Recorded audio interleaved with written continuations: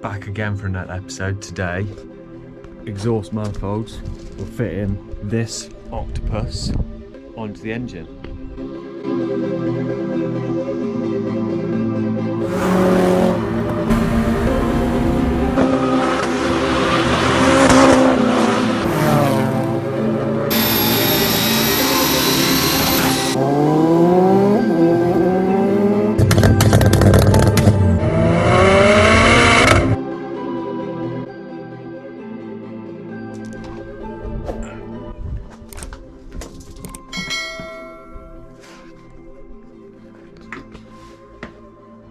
I've just had to bring everything in because standard British weather, it started raining. Hopefully the filming this time's a bit better as I've got a new light that I put in the garage. It's still quite dim in here and it is a mess, so please bear with me.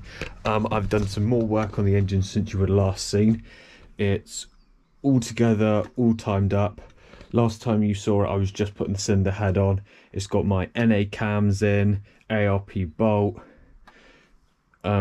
OEM gates timing belt kit is all on, water pump's all on, valve cover is on, which is temporary because we have got this, which is off of an early 2-litre NA Golf. This is going to go this way around. I'll quickly pop it on in a moment for you. It goes that way. It looks way nicer, as you can see, is that, and I've only given this a quick rattle can job, so I'll quickly chuck this on and then we'll get to the manifold.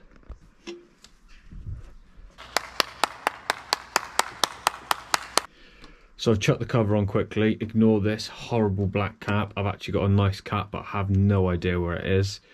On this cover I've got two AN10 fittings for my breather system because I want this engine to be able to breathe lots. As I said, this cam cover is off the early NA versions. You can get them by the covers still brand new. There's a couple companies, mainly in America, that sell them. This one I got quite cheap and I've given it a good sand over and a lick of paint. Like I said, only rattle can and wasn't the best job, but it looks decent. Good enough for the moment anyway.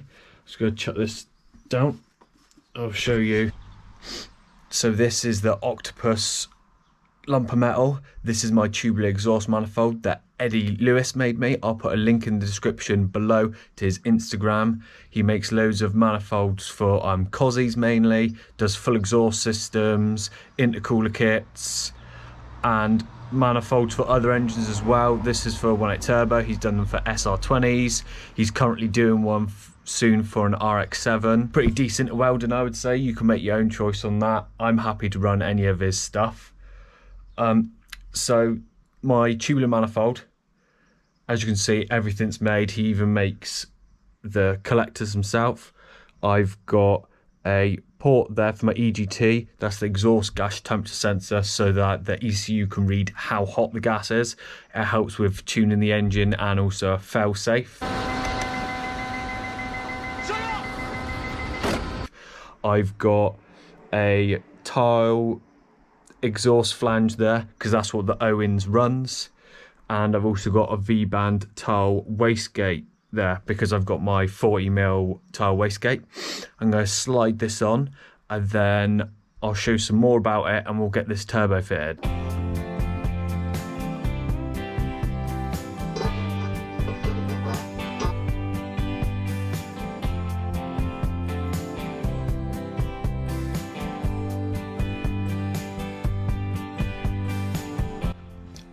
So this is the tile 44mm wastegate that I've got on, the MVR. This is actually water cooled and I will be using it.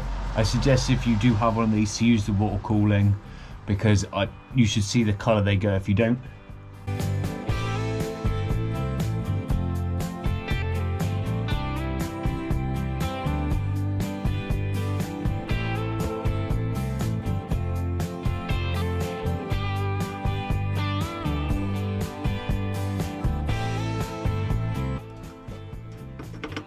That'll do. So this is my tile wastegate, as you can see there. This isn't a fake eBay one, this is a genuine one. I actually got this from Pro Race Engineering. This actually came off Simon's drag car. It hasn't actually had that much use as he's gone to a different wastegate manufacturer now. Unfortunately, we're not going to be doing any screaming pipes out the bonnet because I don't want to cut my bonnet for reasons you will see in the future. So it is going to be pointing down. Now we've got two different options here. We can A, put the wastegate pipe that comes out the bottom back into the downpipe, like most people do, or we could have a separate screamer pipe.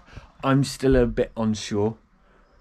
What do you think? Put in the comments below. Should we have a teardrop screamer pipe out the bottom or coming out the bottom side behind the wheel? Let me know what you think. Now we've got the wastegate on, it's only fair to put this big old turbo on and see what our placement's like. The turbo isn't actually fully clocked yet. It's not clocked in the right position for where it will live. So I'll pop it on and show you what it looks like on this Lush manifold. I'll tell you a little bit about it because I forgot to earlier. And then we might clock the turbo into the position or the two options that we've got. Flashback. You're right guys, just stopping the video for 1 minute. Doing some editing and I've just had a parcel arrive from ERC, which is Elite Racing Components. They're a little UK company. An amp that works there sorted me out with some nice bits, so I've got to show you them. So, packaged, everything's boxed up quite nicely, everything's individually boxed. These are my 2.5 inch boost clamps. They're very nice, I'm going to show you, I'm very excited to see what they look like. And then we've got, again, even the V-band clamps. These are V-band clamp assembly for the exhaust, 3 inch. That's a nice big chunky V-band, as you can see. These aren't any cheap ones. It's a nice machined V-band, and that actually, they're self-locating ones. So you've got a male end and a female end there. So they nicely make a lot better seal and makes it a lot easier for putting together. So those are really good. And the special bit now. Oh, that's cool. So we've got O-rings, we'll need O-rings, and you'll see why. It even supplies the little grease to grease your O-rings with, which is a nice touch. As you can see, he's put everything in nice boxes, which is always nice. So these are the clamps. That's his company, laser etched in. These are aluminium boost clamps instead of using rubber silicone pipes. So it's got both the O-rings in greased, so I can show you how much movement it gives. It gives movement in and out on both of them, and they can both rotate because we can't have it solid mounted, we'll crack welds on the alley pipes. O-rings are there to stop boost leaking out, so I'll show you how easy it is now.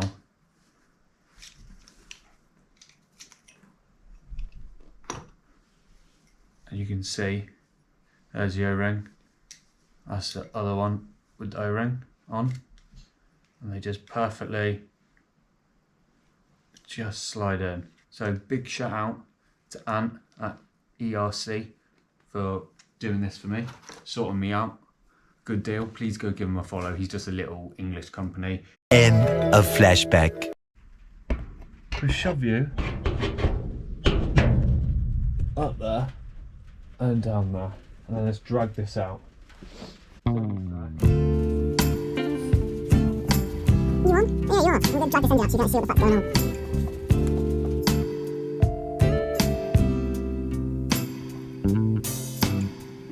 Yeah. Right, so I've got the manifold on, got the turbo behind me, I've got my V-band clamp, which I'll show you. Even the V-band clamp there, if you can see it, it's own developments on it. Now, the reason why it's this colour is because that's a used. I actually got this off my mate because I haven't got one, and we've got to put the turbo on to show you.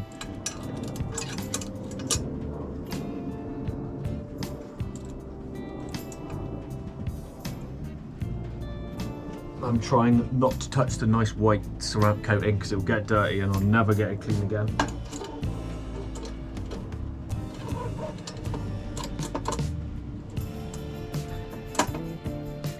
There you go, you heard that nice positive click with the V-bands mating up.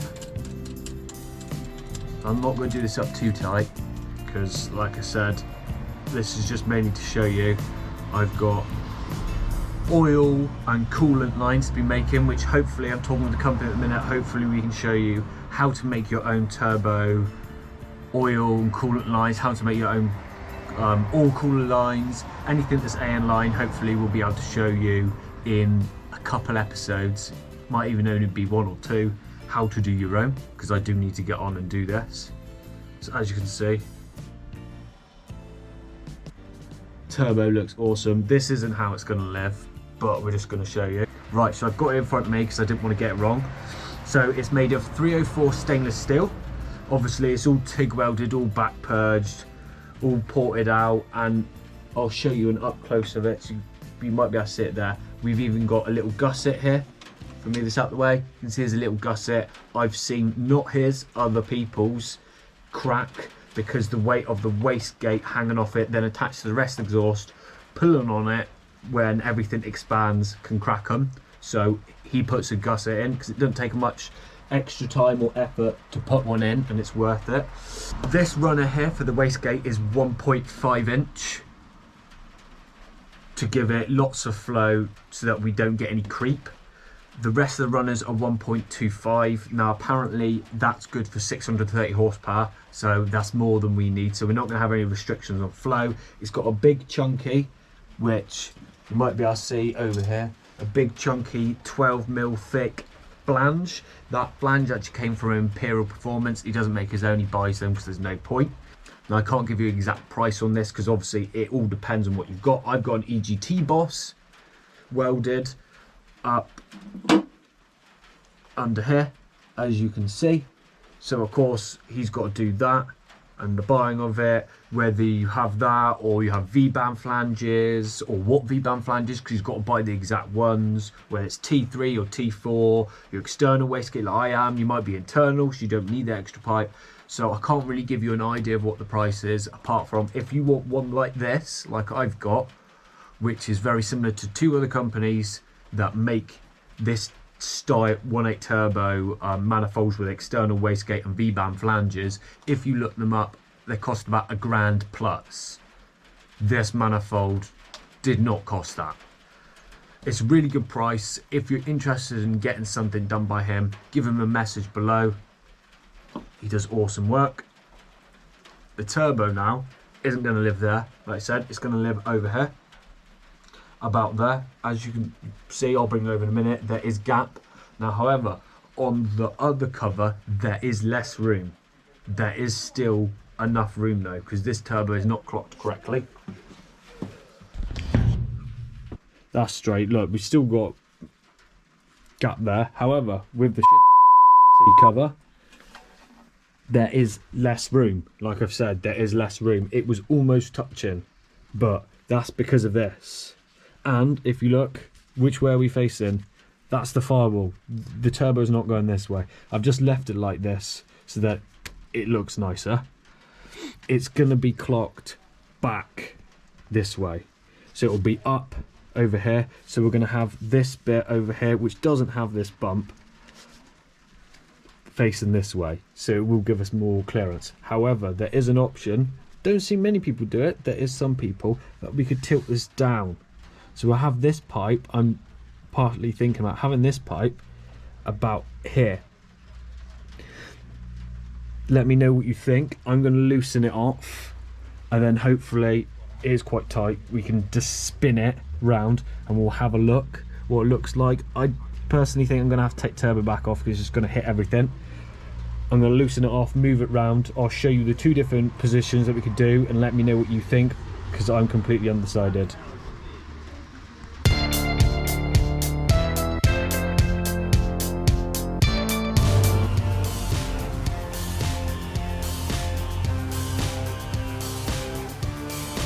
These are going to be our 2 options. So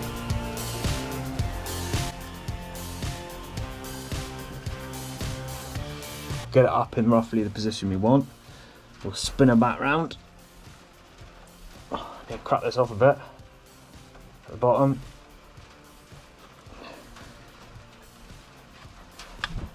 So this is our first option. as you can see, look, see there's more room. There's even room to get the nut on.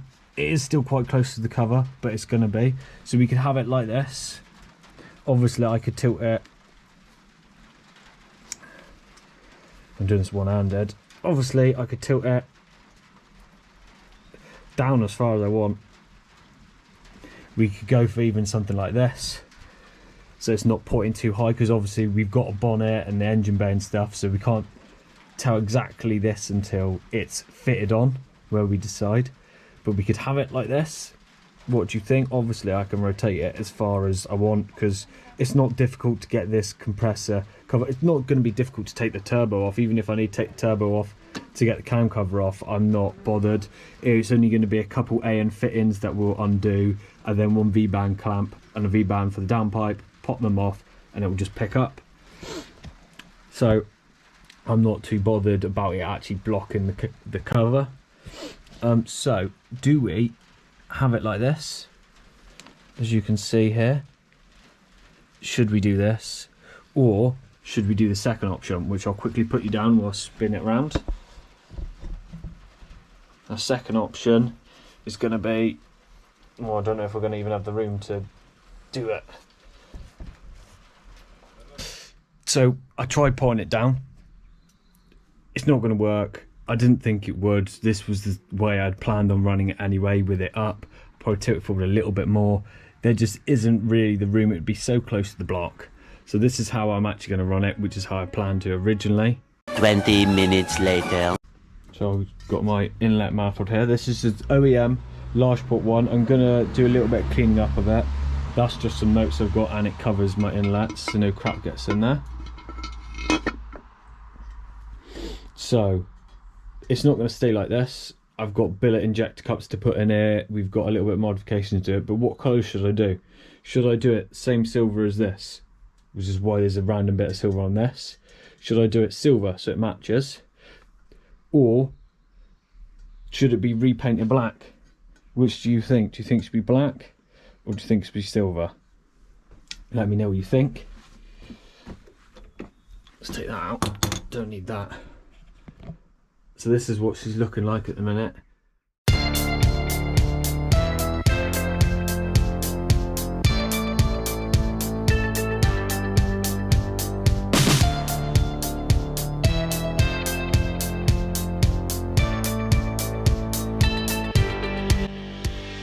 So as you can see, the engine's basically fully assembled.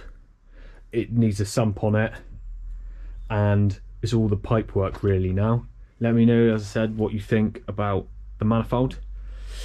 The gearbox is back from Gas and Gears, having its work done. Now I'll go through that on the next episode and show you what's been done and what the weaknesses are of the O2M 6-speed. So thank you for tuning in. Please comment, like and subscribe. It will help the channel massively. The more we get on it, the bigger it will get, the better the content will be. Hopefully this lockdown that we've got in the UK will end, because we've got loads of ideas and loads of stuff to be filming once that's done. Thank you for watching.